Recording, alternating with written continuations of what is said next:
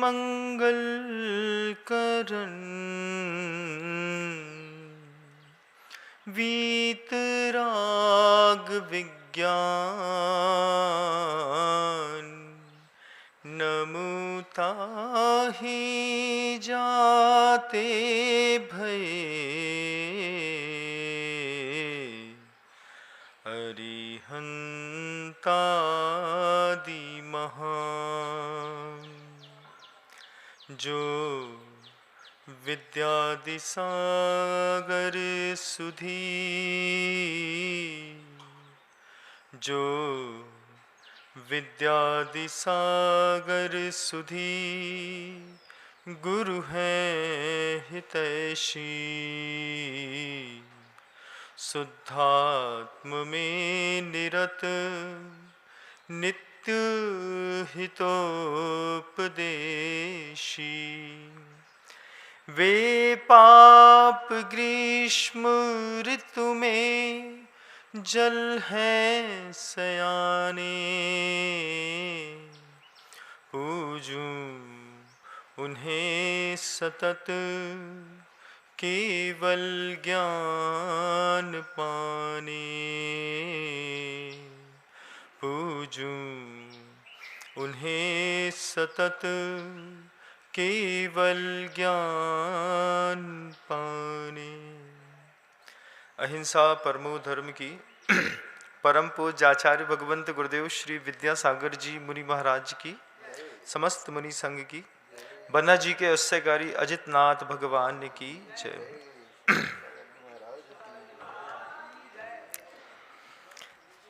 बंधो, एक पुराना और बहुत गंभीर कथानक सुन करके, गहराई से समझ करके शरीर का रोमांच खड़ा हो जाता है।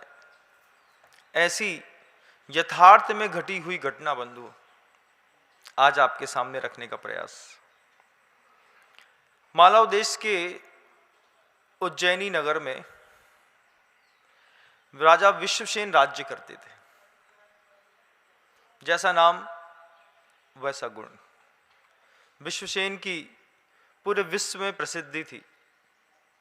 उनके उस उज्जैनी नगर पे एक सुदत्त नाम का व्यक्ति रहता था।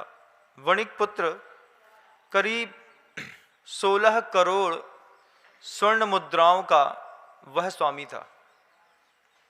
16 करोड़ स्वर्ण मुद्राएं बहुत होती हैं। उन स्वर्ण मुद्राओं का स्वामी होने के बावजूद, अच्छे अच्छे गुरुओं का वहां पर संबंध होने के बावजूद, कब परिस्थितियां बिगड़ जाएं, कब व्यक्ति बदल जाए, कहाँ नहीं जा सकता। 16 करोड़ स्वर्ण मुद्राओं को स्वामी होने के बाद, अच्छी सुशील पत्नी घर के अंदर होने के बाद, मनुष्य कुछ ऐसी गलतियां कर बैठता है जिनका इतिहास उपहास उड़ाता है। सुदत्त सेठ ने उज्जैनी नगर में रहने वाली बसंत तिलका, जो कि एक वैश्या थी, वैश्या का काम वही है जो आप समझते हैं। उस वैश्या का जब वो नगर में मार्ग में भ्रमण करते हुए निकलती थी, लोगों को उसमें एक सती स्त्री दिखाई देती थी। सती स्त्री चेहरे से, चरित्र से वैश्या। कितनी कंट्रोवर्सी है इस दुनिया में। दिखने वाले चेहरे पर अगर सही छाप दिखाई दे रही होती तो दुनिया के कितने लोग बच गए होते। लेकिन वह वैश्या जब नगर में भ्रमण करती, पैदल चलती या फिर अपनी गाड़ी वाहन इत्यादि से निकलती, तो लोगों में उसमें देवी के दर्शन हुआ करते। इतनी पवित्रता उसके चेहरे से दिखाई देती, उतनी ही कुटिलता उसके मन मस्तिष्क पे हावी थी। उस बसंत तिलका वैश्या को सुदत्तवर सेठ ने अपने घर के अंदर रख लिया। पैसे के बल पे अच्छी अच्छी स्त्रियां बड़े बड़े पुरुषों का दास हो जाती हैं। आपने देखा भी होगा, किसी की स्त्री है, किसी बड़े आदमी ने अगर अपने साथ रख ली तो वो खुशी खुशी आशीर्वाद दे देता है कि दोनों का वैवाहिक जीवन अच्छे से बना रहे, हम जैसे हैं हम वैसे हैं, क्योंकि ताकतवर लोगों से लड़ा नहीं जाता, इतिहास गवाह है। उस बसंत तिलका वैश्या से जब सुदत्त सेठ का संबंध हुआ तो उससे बसंत तिलका सेना के गर्भ में संतानें आ गईं। जब संतानें धीरे धीरे बड़ी हो रही थी, संतानों के साथ साथ बसंत तिलका का पाप भी धीरे धीरे बड़ा हो रहा था। उसके पूरे शरीर में सोराइसिस जैसी बीमारी के लक्षण दिखाई देने लगे। खुजली बहुत शरीर में होती थी, रक्त का थोड़ा थोड़ा प्रवाह उसके शरीर से दिखाई देने लगा, निरंतर खांसी चलने लगी। रात में जब वो खांसती थी तो सुदत्त सेठ की रात की नींद हराम हो गई।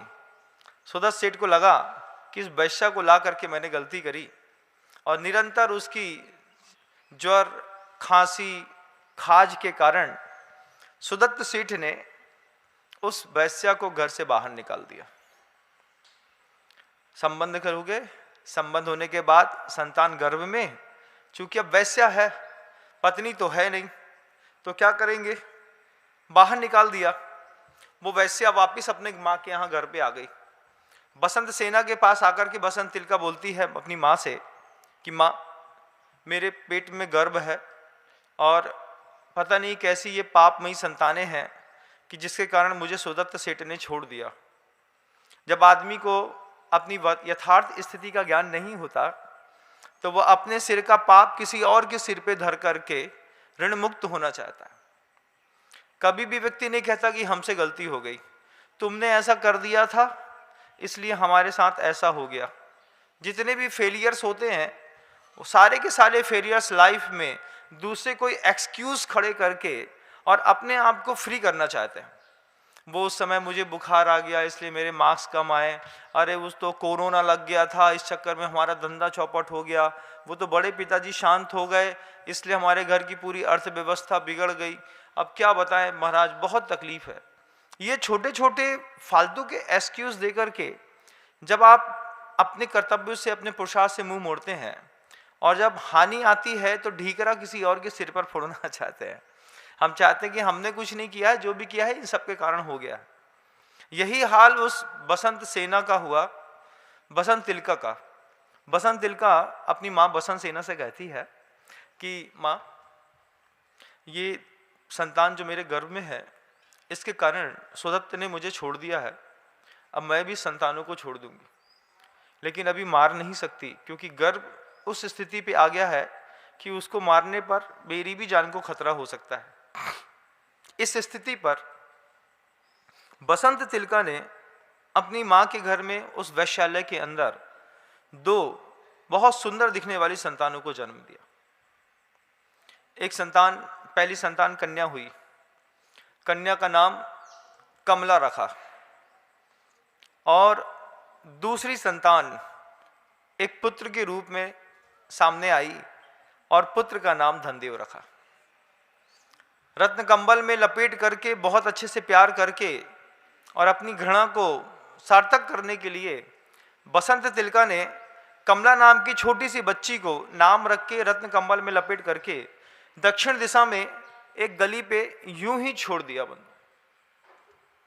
कहीं सुना था कि माता कभी कुमाता नहीं होती, लेकिन कहीं कहीं देखने में आ जाता है। बंधु, जब माँ अपने बच्चे का सौदा करती है, जब माँ अपने बच्चे को छोड़ देती है, अनाथालय ऐसे बच्चों से बहुत ज़्यादा भरे हुए हैं।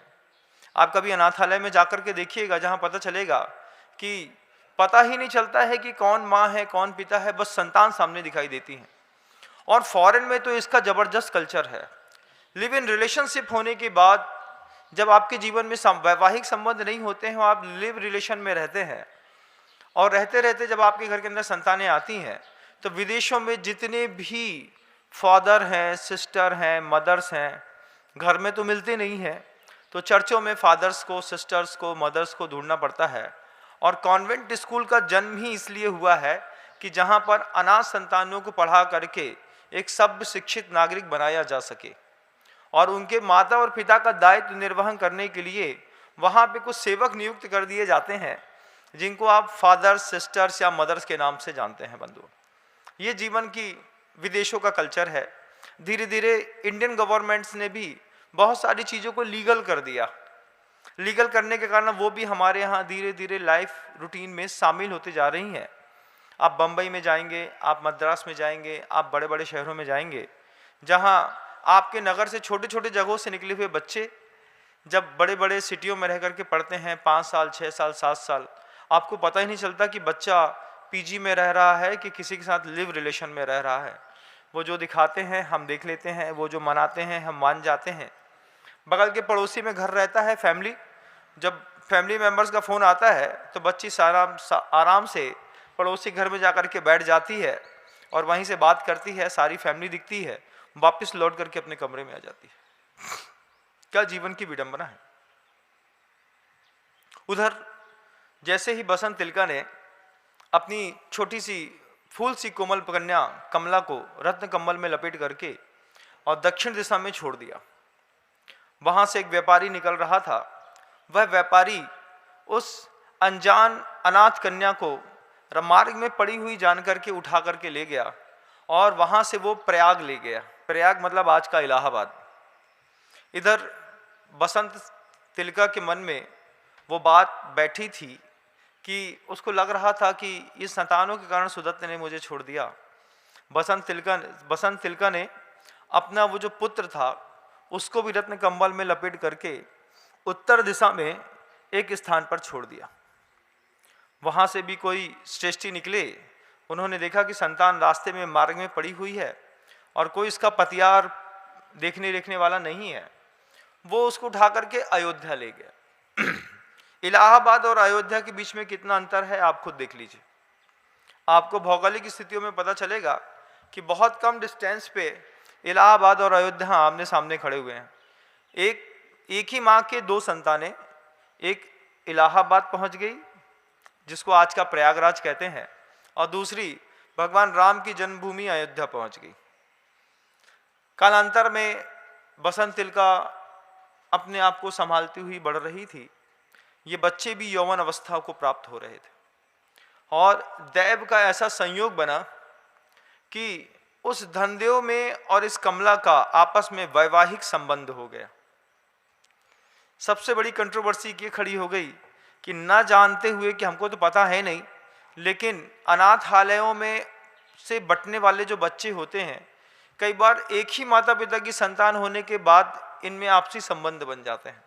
जो जैन भारतीय संस्कृति में तो बिल्कुल वर्ज्य है कि भाई बहन में संबंध नहीं होते, लेकिन इतिहास की एक पौराणिक ऐसी कथा है जो कहती है कि धनदेव और कमला में आपस में वैवाहिक संबंध हो गए। दोनों एक दूसरे के साथ राजी खुशी के साथ अपना जीवन यापन कर रहे थे कि धनदेव जो बसंत तिलका का पुत्र था, वो एक दिन किसी व्यापार के संबंध से उज्जैनी नगरी में आया। उज्जैनी नगरी में आया और कुछ पुराने संस्कार, कुछ संगति बिगाड़ देती है बंधुओं। धनदेव की भी कुछ ऐसी संगति थी कि उसको भी इधर उधर पराई स्त्रियों को देखने का, सुनने का, समझने का शौक चढ़ा हुआ था। और आज भी ऐसा होता है। आज भी जब संपन्न प्रतिष्ठित शहरों के अच्छे दिखने वाले व्यापारी लोग जब किसी दूसरे शहर में माल खरीदने जाते हैं, आज भी ऐसा होता है बंधुओं। चाहे वो किसी भी शहर का आदमी हो, नाम लेता हूं तो बदनामी हो जाती है, लोग बुराई करते हैं, नाम तो नहीं लेता, लेकिन मैं आपको बताना चाहता हूं कि जितने भी व्यापारी फील्ड के आदमी हैं, इसमें से 60, 70, 80% तक के लोग इतने बेईमान हैं। आपके घर का पति भी इतना बेईमान है कि व्यापार के नाम से किसी दूसरे शहर में जाता है, 4 घंटे व्यापार करता है, 1 घंटे रेड लाइट एरिया में गुजारता है, उसके बाद खाता है, पीता है, ट्रेन पकड़ता है और सुबेरे आकर के अपने घर में फिर बढ़िया धार्मिक बन के अरहंतो भगवंत इंद्र महिता सिद्धा सिद्धीश्वरा आचार्य जिनसा सुनोन्नति करा पूज्या उपाध्याय का पढ़ते हुए अपने कार्यों में लग जाते हैं। ये पति घर के अंदर, जब भी पति घर के से बाहर निकलते हैं, ये बड़े बड़े शहरों में, कई कलकत्ता जा रहा है, कोई कहीं जा रहा है। कलकत्ता जहाँ पर रेड लाइट एरिया में 10,000 वर्कर्स हैं जो रेड लाइट एरिया में अपना ये सब सौदेबाजी करते हैं। दुनिया भर के प्रतिष्ठित लोग जब कलकत्ता में खरीदी करने जाते हैं 6 घंटे काम निपटाते हैं, 1-1.5 घंटे नियम से रेड लाइट एरिया जाते हैं, उसके बाद अपनी ट्रेन पकड़ते हैं रात को 12 बजे और सुबह 6 बजे आपके घर के अंदर कोई माधुरी को समझा रहा रहता है, कोई मंजू को समझा रहा रहता है, मंजू हम आ गए हैं, मालिनी हम आ गए हैं, अब हमारी व्यवस्था कर दो। पत्नी समझती है हमारा पति सिर्फ हमारा है, पति समझता है कि बाहर जाने पर किस किस तरीके के हम पाप करके आते हैं। धनदेव अपने उस अयोध्या से उठ करके उज्जैनी नगरी में जब व्यापार के निमित्त से आया तो धनदेव यहाँ पर आकर के बसंत तिलका के वैश्यालय में प्रवेश कर गया। बसंत तिलका के वैश्यालय में प्रवेश किया। 20 साल गुजर गए उसके जन्म को, लेकिन बसंत तिलका अपने रूप यौवन से वैसे ही दिखाई देती थी जैसे वो पहले दिखाई देती थी। जब देखा कि बसंत तिलका बिल्कुल वैसे ही रूपवती दिखाई देती हैं, कुछ स्त्रियां ऐसी होती हैं जो मेकअप के माध्यम से, दूसरी चीज़ों के माध्यम से अपने आप को इतना मेंटेन करके रखती हैं कि उनके चेहरे पर उनकी उम्र का पता ही नहीं चलता। कोई एक एक्ट्रेस भी है बंधुओं, 60, 70, 75 साल की होने को आई, उसके चेहरे से पता नहीं चलता कि वो 75 साल की लेडी हो गई है। आप सब जानते होंगे, मैं नाम नहीं कहना चाहता हूँ, है ना, समझते तो आप सब कुछ हैं, बहुत समझदार है क्योंकि आप। तो ऐसे ही बसंत तिलका थी।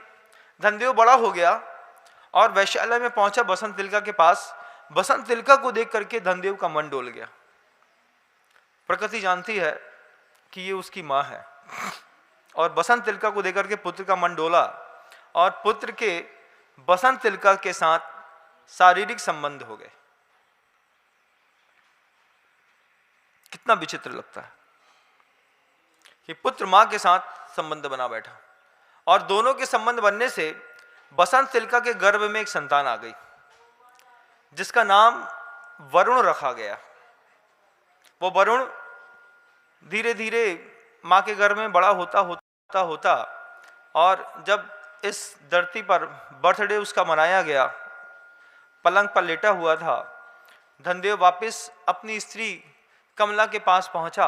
उसको तो पता ही नहीं कि हमारे 1 दिन 2 दिन के संयोग से और इस तरीके की संतान उस बसंत तिलका के गर्भ में आ गई है।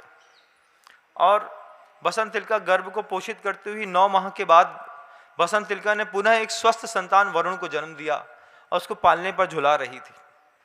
इधर धनदेव की जो पत्नी है कमला जिसका नाम था, जो प्रकृति से उसकी बहन लगती थी, वो और संबंधों से पत्नी, वो कमला एक दिन मंदिर के सामने से निकल रही थी तो मुनि सुदत्त के पास पहुंच करके पूछती है कि भगवान, सुना है आपके पास अवधि ज्ञान है, आप मेरा पूर्व भव बता दीजिए कि मैं पहले क्या थी। तब वह मुनि महाराज जो है उस कमला को बताते हैं कि इसी उज्जैनी नगरी पे एक सोम शर्मा नाम का एक व्यक्ति रहा करता था। उसकी पत्नी काश्यपी थी और काश्यपी और सोम शर्मा से 2 पुत्र पैदा हुए। एक पुत्र का नाम अग्निभूति और दूसरे पुत्र का नाम जो है वायुभूति था। ये दोनों पुत्र जब अपनी विद्या का अध्ययन करके किसी अन्य नगर से वापस आ रहे थे, इन दोनों पुत्रों ने रास्ते में 2 मुनि महाराज और 2 आरिकाओं को देखा। 2 मुनि महाराज और 2 आरिकाएं जो थीं वो आपस में पिता पुत्र के संबंध वाले थे। मतलब 2 जोड़े थे कि हमारे पिताजी और हमारी माँ ने भी आरिका दीक्षा और मुनि दीक्षा ले ली और हम दोनों ने भी आरिका दीक्षा और मुनि दीक्षा ले ली। तो 2 जोड़ों की आपस में 4 लोगों की मिल करके 2 आरिकाएं और 2 मुनि, एक वृद्ध आरिका, एक वृद्ध मुनि, एक जवान आरिका और एक जवान मुनि, इन चारों का संग का विहार हो रहा था। आपस में पिता पुत्र मुनि महाराज और आरिका बन के जीवन यापन कर रहे थे। अपने मार्ग में साधनारत थे कि यहाँ से सामने से वो दोनों अग्निभूति और वायुभूति, ये दोनों पुत्र आए। उस समय वो वृद्ध आरिका जो थी वो अपने जवान पुत्र जिनका नाम जिनदत्त मुनि था उनसे उनकी कुशल क्षेम पूछ रही थी।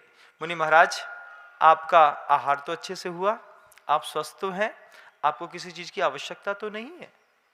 और वही हुआ कि वो जो जवान स्त्री थी, वो वृद्ध पुरुष जिनभद्र मुनि से पूछती है, वो जवान आरिका कि मुनि महाराज, आपका स्वास्थ्य तो ठीक है, आपको कोई अनुकूलता है कि नहीं है, आपको कोई प्रतिकूलता हो तो मैं आपके लिए कुछ व्यवस्था कर दूं। तो ये अग्निभूति और मरुभूति, वायुभूति, जो ये दोनों पुत्र थे, ये दोनों पुत्र आपस में हंसने लगे और कहते हैं, क्या कंट्रोवर्सी है, क्या विधाता का जोड़ों मिलाया है कि जवान पुरुष की वृद्ध स्त्री है और वृद्ध पुरुष की जवान स्त्री है। जब ये कंट्रोवर्सी ऐसे तरीके के मुनि और आरिका का चारों का मजाक उड़ा दिया, उस मजाक के फलस्वरूप वह जो वायुभूति था, वो वायुभूति वहां से मर करके तुम कमला नाम की स्त्री इस जन्म में हुए हो, और वो जो तुम्हारा भाई था, वो भाई वहां से मर करके यहां पर आकर के और तुम्हारा पति धनदेव बना है। और साथ ही साथ इतना ही नहीं, तुम्हारी माँ का चाल चलन उस समय ठीक नहीं था। वो माँ मर करके अभी बसंत तिलका का वरुण नाम का पुत्र हुई है, और तुम्हारे पिता स्वयं बसंत तिलका की पर्याय पे बैठे हुए हैं। जब कमला ने ये बात सुनी कि मैं जो हूँ वो पूर्व जन्म में वायुभूति थी, मेरा जो पति इस जन्म का है वो पूर्व जन्म में मेरा भाई अग्निभूति था, मेरे पिता जो थे वो बसंत तिलका वैश्या बन करके आज इस भाव में जी रहे हैं।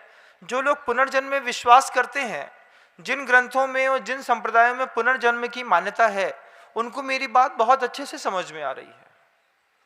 और कहा कि वह जो मेरी माँ थी, वो मेरी माँ मर करके अभी वरुण नाम का पुत्र बसंत तिलका से हुई है। जब ये बात मुनि महाराज ने उस कमला को समझाई, कमला को मुनि महाराज की बात सुनकर के जाति स्मरण हो गया। जाति स्मरण हो गया, पूर्व भव के सारे रिश्ते उसकी आंख में बिल्कुल दर्पण तल साफ सुथरे दिखाई देने लगे। वैराग्य की इस तरीके से उपेक्षा और उपहास करने पर किस तरीके का कर्म बंध होता है, ये कमला को साफ साफ दिखाई दे रहा था। साफ साफ दिखाई दे रहा था जब कमला को मुनि महाराज ने बताया कि तुम्हारा पति और तुम बसंत तिलका की ही संतानें हो, और बसंत तिलका ने तुम दोनों को फेंक दिया, एक को इधर एक को उधर, और आपस में आज तुम्हारे पति और पत्नी जैसे संबंध बन गए। इन सारे संबंधों को सुनकर के उस कमला के मन के अंदर जो है एक विचित्र प्रकार का भय पैदा हो गया। वो सोचने लगी कि कहां फंस गए। एक साधु की निंदा करके, एक मुनि की निंदा करके, एक मुनि के ऊपर आरोप लगा करके, उसका उपहास करके, आज भी नगर में जब कोई आरिका निकलती है, जब कोई मुनि निकलता है, रास्ता चलता व्यक्ति दिगंबर मुनि महाराज को देख करके घृणा से कभी थूक देते हैं, कभी उनके बारे में कुछ कह देते हैं, कुछ गलत सोच लेते हैं। कैसा कर्म का बंध करते हैं, ये तो सिर्फ सर्वज्ञ जानता है। कमला का हृदय कांप गया। कांपते हुए उसको लगा कि मैं क्या न करूं, कहां चली जाऊं।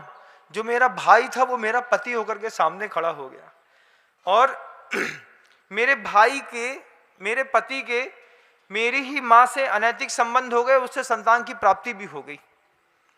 अगर आपके घर में कभी ऐसा घटे, आप लोगों तो उठ करके आत्महत्या कर लो। आप लोगों को लगे कि संसार में रहना मुश्किल हो गया। लेकिन कमला उस संवादों को सुन करके सोचने लगी, कितना विषाद युक्त जीवन हो गया एक निर्गंथ गुरु की इस तरीके की उपेक्षा और उपहास करने से। अंदर से कांप करके वो वैराग्य को प्राप्त हुई। उसको लगा कि वैराग्य के अलावा इस सृष्टि पर अब कोई भी मेरा रक्षक नहीं है। चूंकि उसको सब समझ में आ गया था, कमला मुनि महाराज को छोड़ करके उज्जैनी नगरी में बसंत तिलका के घर पहुंच गई। बसंत तिलका के घर में पहुंची तो बसंत सेना और बसंत तिलका दोनों ने देखा, माँ और बेटी ने दोनों ने देखा कि एक नव युवती कन्या जो है, स्त्री अपने मस्तक पर सौंदर्य और सौभाग्य के सारे चिन्ह अंकित करके और कोठे के अंदर प्रवेश कर गई। बसंत तिलका से रहा न गया, वो पूछ बैठी कि आप कौन और यहाँ क्यों आई हैं? यहाँ तो पुरुष आते हैं, महिला का यहाँ पर क्या काम है? बोले मुझे आपके बच्चे वरुण से काम है। और वह जो कमला नाम की स्त्री थी, जो धनदेव की पत्नी बन चुकी थी इस भव में, वह यहाँ पर पहुँच करके वरुण का पालना धीरे धीरे झुलाने लगी। वरुण को ध्यान से देख रही है और पीछे का सोच रही है। पीछे का सोचती है कि क्या हो गया, मैं इसकी माँ हूँ और मेरी माँ से ये पुत्र पैदा हो गया, उसके संतानों में संबंधों की कैसी कथा बनी। वो कमला जो स्त्री थी, वो कमला वरुण का पालना झुला रही थी। पालना झुला करके वरुण से कहती है, क्या कहती है देखो, तुम मेरे पति के पुत्र होने से तुम मेरे भी पुत्र हो। बिल्कुल सही बात है कि मेरे पति का पुत्र है तो मेरा भी पुत्र है। अब पति की 2 पत्नियां भी हो सकती हैं। वरुण से संबंधों की कैसी कथा है कि तुम मेरे पति के पुत्र होने के कारण तुम मेरे भी पुत्र हो, और मेरा भाई है धनदेव, उसके पुत्र होने से तुम मेरे भतीजे हो। क्योंकि भाई का पुत्र है तो हमारा भतीजा बना। फिर कहते हैं तुम्हारी और मेरी माता दोनों की मां एक है, दोनों की माता एक होने के कारण तुम मेरे भाई हो। उस पुत्र बेचारा खेल रहा है, कमला आंसू बहा रही है और आंसू बहा करके संबंधों का व्याख्यान कर रही है कि तुम्हारी और मेरी माँ एक है और दोनों की माँ एक होने के कारण तुम मेरे भाई लगे। धनदेव का छोटा भाई होने के कारण तुम मेरे देवर हो गए। उसके बाद कहती है धनदेव मेरी माता बसंत तिलका का पति है। धनदेव ने मेरी माँ बसंत तिलका से संबंध बनाए, तो धनदेव मेरी माँ बसंत तिलका का पति है, इसलिए धनदेव मेरा पिता हो गया। कितना आश्चर्य है, एक गलत संबंध बनने से कितने सारे अनैतिक नाते एक व्यक्ति के साथ जुड़ गए। फिर आगे कहती हैं कि उसके भाई होने के नाते तुम मेरे काका लगे। फिर मैं बसंत तिलका की सौत हो गई, क्योंकि मेरी माँ का पति और मेरा पति एक हो गया, धनदेव दोनों का पति हो गया, तो मेरी बसंत तिलका मेरी सौत हो गई, अतः धनदेव मेरा पुत्र हो गया। पति ही पुत्र का रूप में संबंध बन गया। फिर आगे कहती हैं कि बहुत अच्छे से कहती, तुम उसके भी पुत्र हो, इसलिए तुम मेरे नाती हुए, पौत्र हो गए। ये 6 नाते तो कमला ने उस वरुण पुत्र के साथ जोड़ दिए। फिर 6 नाते जो हैं वहां से हट करके बसंत तिलका के साथ जुड़ते हैं। कैसे जुड़ते हैं आप देखिए। बसंत तिलका का पति होने से के कारण धनदेव मेरा पिता हो गया, क्योंकि मेरी माँ का पति है तो मेरा पिता हो गया। अब मेरा पिता हो गया, अतः तुम मेरे काका हो, और धनदेव तुम्हारा भी पिता है। तुम मेरे काका हुए और धनदेव मेरा पिता हुआ, अतः वह मेरा दादा है। दादा तो है ही, साथ ही साथ वो मेरा पति भी है। अब पति होने के साथ उसकी और मेरी माता एक है। धनदेव की माँ एक है और मेरी माँ भी वही है, धनदेव की माँ भी वही है, तो धनदेव मेरा भाई हो गया। अब धनदेव मेरा भाई हो गया, मैं वैश्या बसंत तिलका की सौत हूं और उस वैश्या का वह पुत्र है, अतः धनदेव मेरा भी पुत्र हो गया। बहुत शांति से संबंधों के कथानक को आंख बंद करके समझने का प्रयास करिएगा। जब कभी गुरुदेव साधु जीवन में वैराग्य को पैदा करने के लिए 12 भावना का चिंतन करने के लिए कहते हैं, वे 16 कारण भावनाएं तो तीर्थंकर प्रगति का बंद कराती हैं, लेकिन 12 भावनाएं मनुष्य का वैराग्य स्थिर करने के लिए माता के समान कार्यकारी होती हैं। उसमें ये सब संबंध जब इनके चिंतन करते हैं, आदमी का हृदय, साधु का हृदय भी कांप जाता है। वो कहती है कमला नाम की कन्या स्त्री उस वरुण पुत्र से कि मैं वैसा बसंत तिलका की सौत हूँ और ये बसंत तिलका का पुत्र है, अतः यह मेरा भी पुत्र है। वैसा मेरी सास है, मैं उसकी पुत्रवधी हूँ, अतः और धनदेव वैश्य का पति है, अतः वह मेरा धनदेव मेरा ससुर हो गया। सोचिए, ससुर होने के बाद ये 6 नाते तो धनदेव के साथ हो गए बंधुओं। अब आगे मेरे भाई धनदेव की पत्नी होने से, मेरा भाई भी है और मेरे भाई धनदेव की पत्नी होने से क्या हो गया, वह वैश्या मेरी भाभी हो गई। क्या आश्चर्य है ना। अब भाभी हो गई। तेरे और मेरे दोनों के पिता धनदेव हैं और वैश्या उसकी मां है, अतः वैश्या मेरी दादी हो गई। धनदेव की और तेरी भी माता होने से वो मेरी भी मां हो गई। एकदम से नहीं समझ में आ रहा है, कान बंद करके, कान में कॉर्ड लगा करके और मेरे इस प्रवचन को आराम से सुनना, फिर पता चलेगा। मैं धनदेव की स्त्री हूं और वह मेरी उसकी माता है, अतः वो मेरी सास हो गई। इस तरीके से धीरे धीरे करके मेरे पति धनदेव की भार्या होने से वह मेरी सौत है और धनदेव मेरी सौत का पुत्र होने से मेरा भी पुत्र है। इस तरीके के 18 नाते उस वरुण से, उस धनदेव से और उस कमला के अपनी उस बसंत तिलका मां के साथ संबंध स्थापित हो गए। एक बार एक गलत संबंध क्या बना, संबंधों की सारी परिभाषाएं बदल गई। आज इन संबंधों की बदलती हुई परिभाषाओं को टीवी सीरियल्स के माध्यम से हमको सिखाया जाता है। हमको सिखाया जाता है जब गौतम किसी और से शादी करता है, फिर एक और शादी करता है, फिर घर में एक और पत्नी ले आता है, फिर दोनों पत्नी को एक साथ रहना पड़ता है, फिर गौतम गायब हो जाता है, फिर गौतम का बच्चा हो जाता है। ऐसे कैसे सीरियल हैं, कहानी घर घर की देखते हैं आप, कभी दूसरे सीरियल्स देखते हैं। इन सीरियल्स के माध्यम से हमारे अंदर के उस स्वभाव को लगातार बदलने का प्रयास किया जाता है।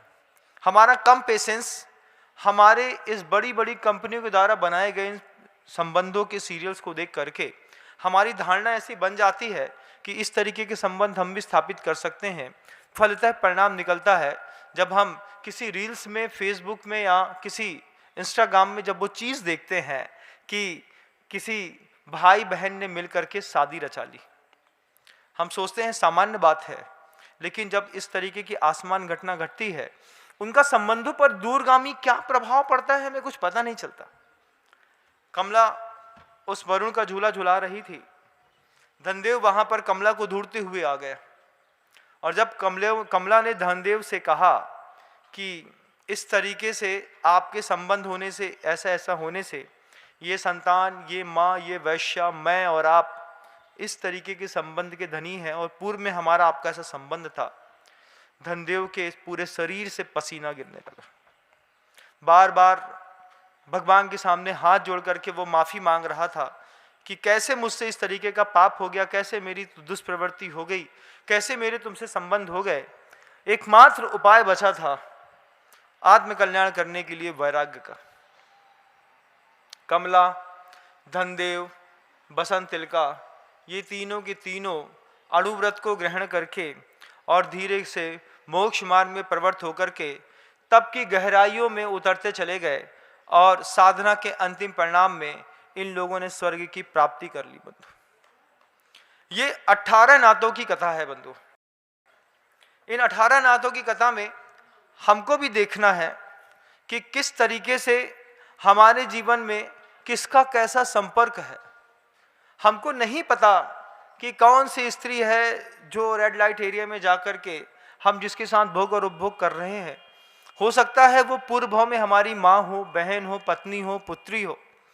इसलिए बार बार जैन दर्शनकार के स्थापना करने वाले आचार्यों ने, भगवंतों ने सदार संतोष का व्रत दिया, स्त्री का व्रत दिया, पर स्त्री गमन का त्याग कराया कि तुम सदार संतोष का व्रत ले लो, एक स्त्री का व्रत ले लो। 2 अलग अलग व्रत हैं, एक सदार संतोष का। सदार संतोष के व्रत में आपकी 2, 4, 5 स्त्रियां भी हो सकती हैं, लेकिन आपको अपनी 5 स्त्री के अलावा दुनिया की किसी भी स्त्री को माँ, बहन और पुत्री के रूप में देखने का संकल्प जैन आचार्य प्रत्येक जैन गृहस्थ को कराते हैं। एक स्त्री व्रत होता है कि एक बार मैंने किसी स्त्री से शादी कर ली, अब जीवन भर इसी स्त्री के साथ निर्वाह करूंगा। भाग्यवशात अगर ये मुझे छोड़ के चली भी जाती है, इसका देहावसान भी हो जाता है, तो भी मैं किसी भी कीमत में दूसरा विवाह नहीं करूंगा। ऐसा एक पत्नी व्रत और एक स्त्री व्रत, ये दो प्रकार के व्रतों की कल्पना के साथ, व्यवस्थाओं के साथ जैन दर्शन के शावक को बढ़ने का ऊपर मौका मिला। आपको अगर ये कथा समझ में आई हो तो इस कथा का अंतिम परिणाम अपने स्वदार संतोष व्रत की ओर आपका आकर्षण बढ़े और आप बाहर के व्यभिचार से बचने की कोशिश करें। इन्हीं भावनाओं के साथ अपने शब्दों को विराम देता हूँ। गुरुदेव श्री विद्यासागर जी मुनि महाराज की